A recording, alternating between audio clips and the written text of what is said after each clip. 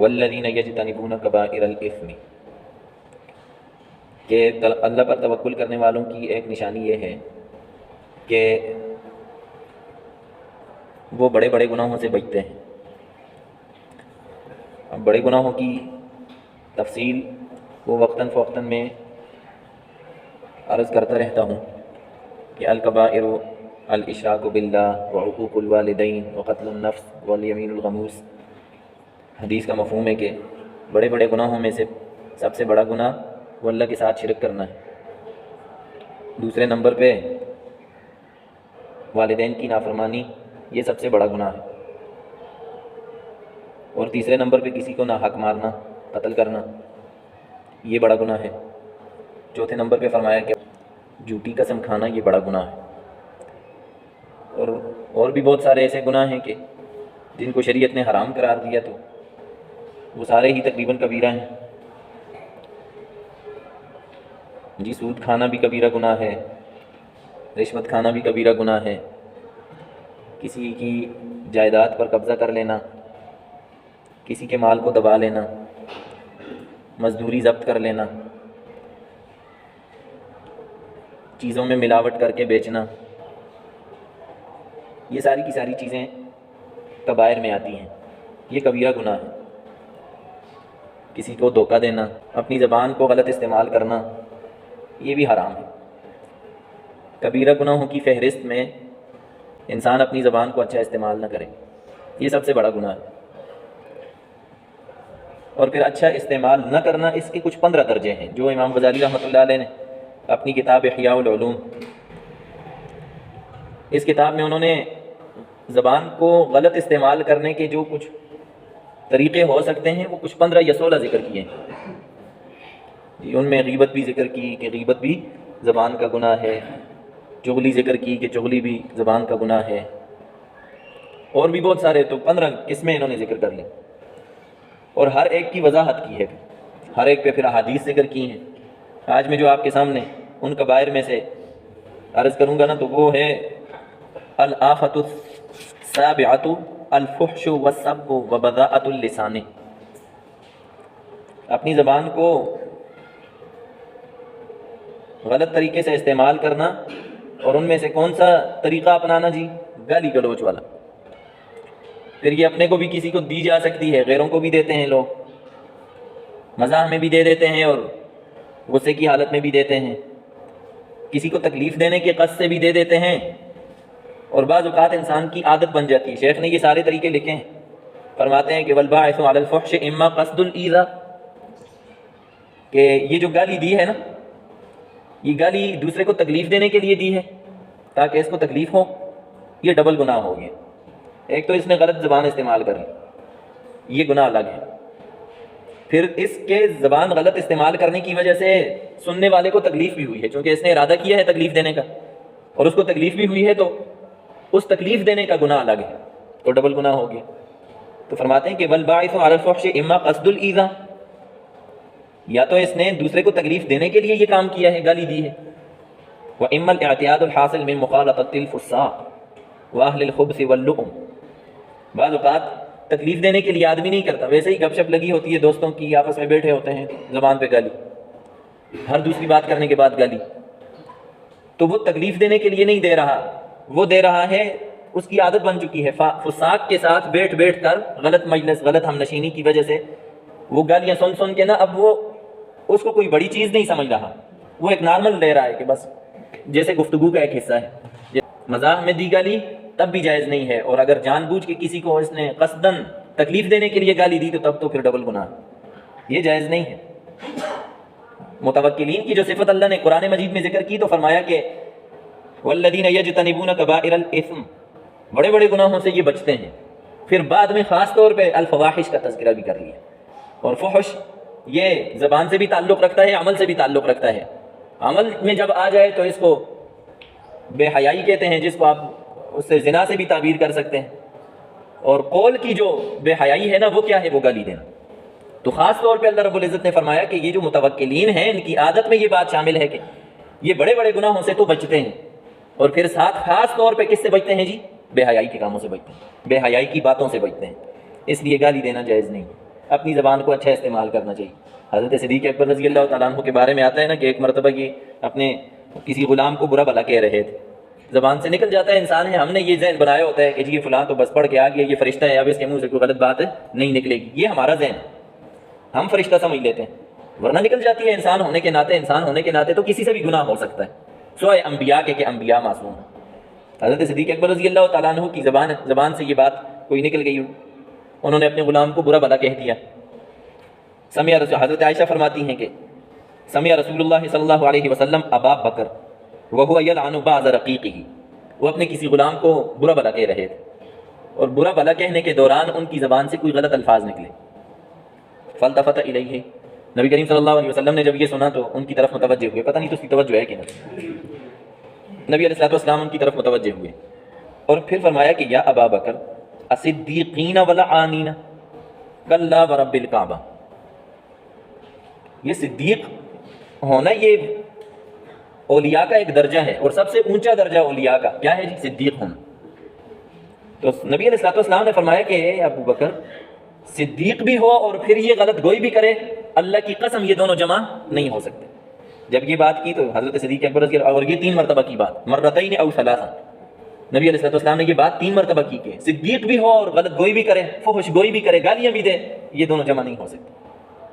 صدیق اکبر رضی اللہ تعالیٰ عنہ کے ندامت ہوئی ان کو, فاعتق رقیقہ, اسی دن اس غلام کو آزاد کر دیا. اور نبی کریم صلی اللہ علیہ وسلم کے پاس تشریف لائے اور فرمایا کہ اللہ کے رسول مجھ سے غلطی ہو گئی, لا اعود, میں دوبارہ یہ کام نہیں کروں گا. اور ہے بھی ایسا ہی کہ اگر کوئی آدمی ہو جاتا ہے گناہ کسی سے ہو جائے, اور پھر وہ 4 شرطوں کے ساتھ, جو اس دن میں نے درس میں بھی عرض کی تھی کہ ان 4 شرطوں کے ساتھ اگر اللہ سے معافی مانگ لے اللہ معاف کر دیتا. معافی مانگے گا تو معاف کریں گے, معافی نہیں مانگے گا تو یہ کہیں اس سے صرف اے آخرا نل کہ جی اللہ غفور الرحیم ہے, باقی معافی میں نہ مانگتا, آپ معاف کر دیتے, معاف کرے کی کہ وہ غفور الرحیم ہے. تو یہ ان خیال است و محال است و جنون, پاگل پنا ہے, اس کا دماغ ٹھیک کرانے کی ضرورت ہے. اس کا اللہ رزاق ہیں, لیکن کوئی آدمی ہاتھ پہ ہاتھ رکھ کے اس طرح بیٹھ جائے نا جی رزاق ہیں, اللہ رزق دیں گے اتھی دے سن, تو ظاہر ہے کہ اس کو سارے لوگ کیا کہیں گے, پاگل, یہ جاؤ آپ پہلے مزدوری کرو, اللہ نے رزق رکھا ہوا ہے لیکن ہاتھ پہ ہاتھ رکھ کے بیٹھنے میں رکھا ہوا نہیں.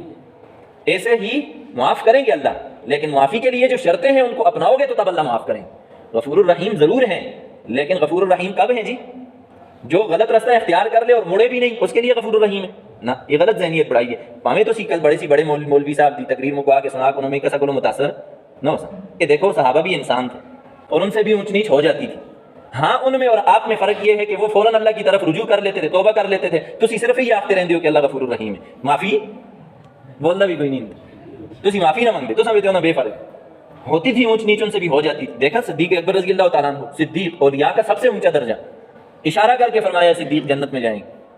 اور پھر کیا کہ اس بڑے ولی سے بھی غلطی ہو گئی, لیکن اس بڑے ولی میں اور ہم میں کیا فرق ہے کہ ہم صرف یہ راگ الاپتے رہتے ہیں کہ جی اللہ غفور الرحیم ہے, اور رجوع نہیں کرتے. ان کی یہ عادت تھی کہ غلطی ہو جاتی تھی تو کیا کرتے تھے جی, اللہ سے معافی مانگ لیتے تھے. صدیق اکبر رضی اللہ تعالیٰ عنہ تشریف لائے, فرمایا اللہ کے رسول غلطی ہو گئی, لا اعود, اب یہ کام میں نہیں کروں گا. تو دیکھیں اب توبہ کی 4 شرطیں یہاں پائی جاتی ہیں جو صدیق اکبر رضی اللہ تعالیٰ عنہ نے یہاں بجا لائیں. توبہ کی پہلی شرط یہ ہے کہ دل میں ندامت پیدا ہو جائے کہ یہ جو کام ہوا ہے یہ غلط ہوا ہے. دوسری شرط یہ ہے کہ آئندہ نہ کرنے کا عزم ہو کہ آئندہ یہ کام کبھی نہیں کروں گا. پھر بھی ہو جائے, پھر یہی 4 شرطوں کے ساتھ توبہ کر لے, لیکن فی الحال دل میں یہ بات ہو کہ آئندہ یہ کام نہیں کروں گا. 2. اور تیسری شرط یہ ہے کہ حق کی تلافی کرے, حق کی تلافی کرے. کسی کا حق مارا ہے نا, وہ حق واپس کر دے. کسی کی مزدوری دبائی تھی, وہ مزدوری اب یہ کہے کہ نا جی مزدوری تو میں واپس نہیں کرتا, البتہ میں اللہ سے معافی مانگتا ہوں یا اللہ مجھے معاف کر دے. یہ نہیں ہوگا, یہ معافی نہیں ہوگی. جس کا حق دبایا ہے وہ حق کیا کر دے, واپس کر دے. تو آئندہ نہ کرنے کا عزم ہو اور سابقہ پہ ندامت ہو, فی الحال گناہ سے الگ ہو جائے, اور پھر جو اس نے کمی کی ہے, کوتاہی کی ہے, اس کی تلافی بھی کر دے. یہ 4 شرطیں جب پائی جائیں اللہ معاف کر دیتے, کیونکہ اللہ غفور الرحیم ہے, کیونکہ اب اللہ کیا ہے, غفور الرحیم. لیکن اگر کوئی رجوع نہ کرے, اللہ کی طرف مڑے بھی نہیں, اور یہ راگ لاپتا رہے کہ جناب اللہ غفور الرحیم ہے, تو سچ کہہ رہا ہے غفور الرحیم ہے, لیکن اس کو نہیں بخشیں گے کیونکہ یہ مڑ ہی نہیں رہا.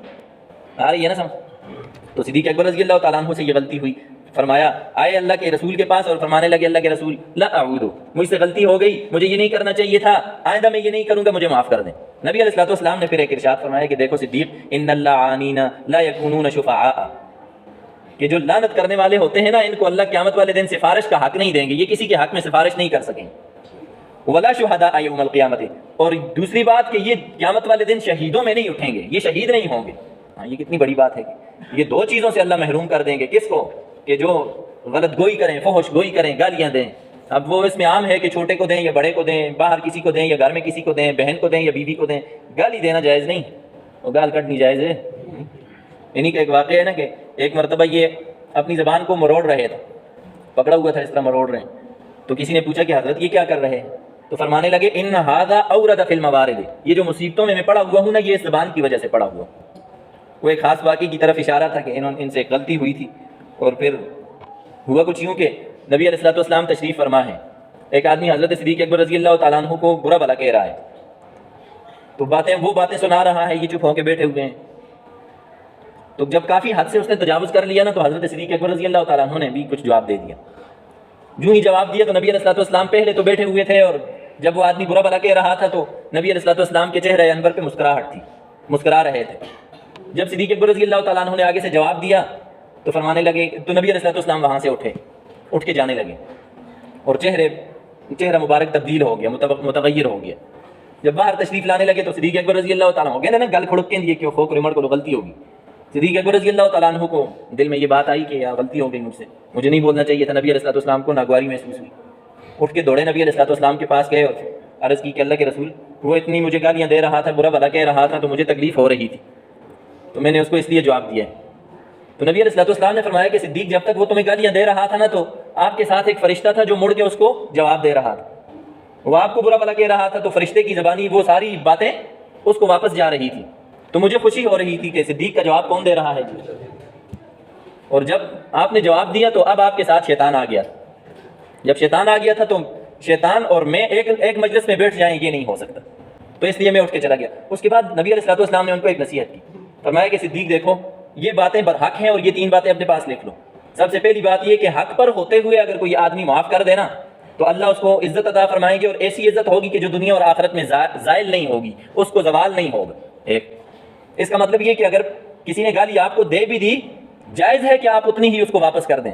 وَلَمَنِ انتَصَرَ بَعْدَ ظُلْمِهِ فَأُولَٰئِكَ مَا عَلَيْهِم مِّن سَبِيلٍ إِنَّمَا السَّبِيلُ عَلَى الَّذِينَ يَظْلِمُونَ النَّاسَ. کہ قرآن نے اجازت دی ہے کہ جتنی زیادتی آپ کے ساتھ ہوئی آپ بھی اتنی کر لیں، اس سے تجاوز نہ کریں. اس نے ایک مارا آپ کو تو آپ 2 لگا لیں، یہ جائز نہیں. جتنی زیادتی آپ کے ساتھ ہوئی آپ اس کے ساتھ اتنی زیادتی کر سکتے ہیں، یہ قرآن کا حکم ہے. لیکن وَلَمَنْ صَبَرَ وَغَفَرَ، قرآن نے یہ کہا کہ اگر آپ معاف کر لیں اور اصلاح کی کوشش کریں تو یہ بہت بڑے امور میں سے ہے، یہ ایسے امور میں سے ہے کہ جو آپ کو جنت تک لے کے جائیں. فرمایا کہ پہلی بات تو یہ کہ آپ کسی کو گالی نہ دیں، اور اگر کسی نے آپ کو دے دی تو پھر رد عمل میں آپ کے لیے یہ جائز ہے کہ آپ دے دیں، لیکن بہتر یہ ہے کہ آپ خاموش ہو جائیں. کیا ہوگا کہ آپ کا دفاع کرے گا وہ فرشتہ ہوگا، اور آپ کا دفاع کرنے والا کون ہوگا؟ فرشتہ ہوگا. اور پھر دوسرا جو دنیا اور آخرت میں آپ کو فائدہ ملے گا وہ کیا ہوگا کہ اللہ ایسی عزت عطا فرمائیں گے جو دنیا اور آخرت میں کبھی زائل نہیں ہوگی. اور پھر 2 نصیحتیں اور بھی جو مضمون سے متعارض ہیں، وہ یہ کہ ایک نصیحت یہ کی کہ صدیق جو سوال کا دروازہ کھولتا ہے، مانگنے کا دروازہ کھولتا ہے، لوگوں سے مانگتا ہے، تو نتیجہ کیا ہوتا ہے کہ اللہ اس کے حالات تنگ کر دیتے ہیں، وہ پھر مانگتا ہی رہتا ہے. جو اس کی کوشش نہیں کرتا نا کہ میں اپنے حالات کو سیدھا کر لوں، سنوار لوں، یہ جو ہوتی ہے نا جبری فقر، اضطراری فقر، یہ پسندیدہ نہیں ہے، اس کو دور کرنے کی کوشش کرنی چاہیے. جبری فقر اللہ کو پسند نہیں، نہ نبی علیہ الصلوۃ والسلام کو پسند ہے. نبی علیہ الصلوۃ والسلام نے اپنے پیٹ پہ پتھر ضرور باندھے تھے، لیکن وہ پتھر اس لیے نہیں باندھے تھے کہ انہوں کو ملنا نہ آسا، ملتا تھا، بہت زیادہ ملتا تھا، لیکن وہ اللہ کے راستے میں کیا کر دیتے تھے؟ خرچ کر لیتے. وہ پتہ نہیں گل سمجھ آتی ہے کہ نہیں آتی. لوگ آج کل نا عجیب و غریب اپنی مرضی کا دین بیان کر لیتے ہیں. ہاں ایک ساتھی سے آج بات ہوئی، کہنے لگا آخر نا یہ ایاں لگے تھے انہیں ملانے ایاں لگے تھے انہیں کھاندے ہی بھی ہیں، اچھا کھانے اچھا لانے ایاں سب کو دنیا کو ڈکتے ہیں. میں تو کو کس ڈکے، آپ کو کس نے روکا؟ بلکہ ہم تو اس کی ترغیب دیتے ہیں کہ آپ کمائیں اور اچھا کمائیں. ہاں یہ آختے ہیں کہ آرام نہ کھائیں، امید تو سب کو ڈکے یار تو دنیا نہیں کمانی جی. بولو پورے میں آخے ہوئے نہ نوکری بھی نہیں کرنی تے کاروبار بھی نہیں کرنا ہے، تو ملک کو باہر بھی نہیں جلنا، بس اتنی کہ جگہ دال ساگ ہوئے وہ کھاؤ. نہیں آخے نہیں، میں تو یہ کہتا ہوں کہ اچھا کمائیں، اچھا کھائیں، اچھا آگے دیں، یہی ترغیب دیتی ہے نا. کہتے ہیں نہیں آخے یہ اضطراری فقر ہے کہ آدمی ہاتھ پہ ہاتھ رکھ کے بیٹھ جائے. وہ مجھے کہنے لگا نا اس دنیا مولوی ڈکتے نہ سکوں. میں یار ہم نے نہیں روکا آپ. میں نے پھر اس کو مثالیں دی. میں نے کہا دیکھو حضرت صدیق اکبر رضی اللہ تعالیٰ عنہ سب سے بڑے اس امت کے انبیاء کے بعد سب سے اونچی ہستی حضرت صدیق اکبر کی تھی. میاں خون دا ریشم دا کاروبار آسا کہ نہ آسا اخیاسا میاں 2 نمبر تے آ حضرت عثمان غنی رضی اللہ تعالیٰ عنہ بے بہا دولت اللہ نے عطا فرمائی تھی.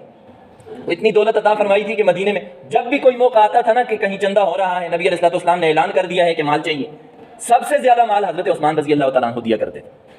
کمیت کے اعتبار سے، مقدار کے اعتبار سے سب سے زیادہ مال کون دیا کرتا تھا؟ حضرت عثمان دیا کرتے تھے.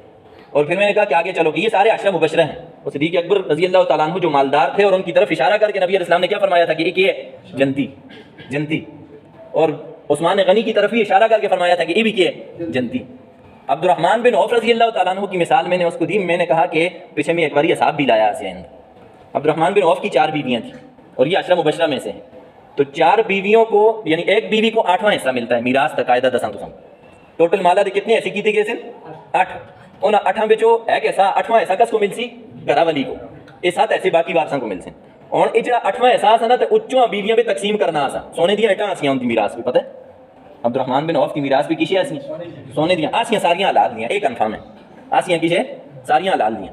تو وہ جو 8واں حصہ تھا نا، 8ویں حصے کو جب تقسیم کیا گیا 4 حصوں میں، چونکہ 4 بیویاں تھیں ان کی، تو 4 حصوں میں جب تقسیم کیا گیا تو ایک بیوی کے حصے میں جو اس وقت میں نے حساب لگایا تھا، تب میں پڑھ رہا تھا تو حساب لگایا کہ 32 کروڑ روپے آج کل کے اعتبار سے، اس وقت کے اعتبار سے کتنے روپے ایک ترمتی کو آیا سے 32 کروڑ روپے دی مالیت دا سونا ایک ہی بیوی کو آیا سے. پھر 32 دے حسابت ہے. یہ اگر چوہاں کو تقسیم کی تھی جو لیتے اربا کو بدتا کہ نہیں بدتا کام بولو نا. یہ ایک ارب تے 8واں احساس ہے. باقی جڑا آسا باقی وارثاں کو 7 ایسے ملن تے وہ اس تو وہ 7 گنا زیادہ آسا. تو آگے یہ نہ سمجھ. تو میں اس کو یہ مثال دیتی یار اسی نہ ڈکتے. عبد الرحمن بن عوف نے بھی کمایا ہے، کھاؤ لاؤ اچھا لاؤ. یہ جبری فقر اللہ کو پسند نہیں ہے. تو نبی علیہ السلام نے دوسری نصیحت کیا فرمائی؟ حضرت صدیق اکبر رضی اللہ تعالیٰ عنہ فرمایا کہ جو سوال کا دروازہ اپنے لیے کھول لیتا ہے، لوگوں سے مانگتا ہے، تو اللہ اس پہ تنگی کا دروازہ کھول دیتے ہیں. وہ پھر منگتا ہی رہتا ہے، اس کو کدے پھر اپنے حالات ٹھیک کرنا دا موقع نہیں ملتا. اور تیسری چیز یہ فرمائی کہ جو اپنے عطا اور بخشش کا دروازہ کھول دیتا ہے، لوگوں کو دیتا ہے، اللہ کے راستے میں خرچ کرتا ہے، تو اللہ اس کے حالات کو بہتر کر دیتے ہیں، اس پہ پھر کشادگی کے دروازے کو اللہ کھول دیتے ہیں. باتیں تو اس موضوع سے متعلق اور بھی بہت ساری تھیں لیکن وقت کم ہے. اللہ پاک ہمیں اسی پر عمل کرنے کی توفیق عطا فرمائے. وآخر دعوانا الحمدللہ رب العالمین.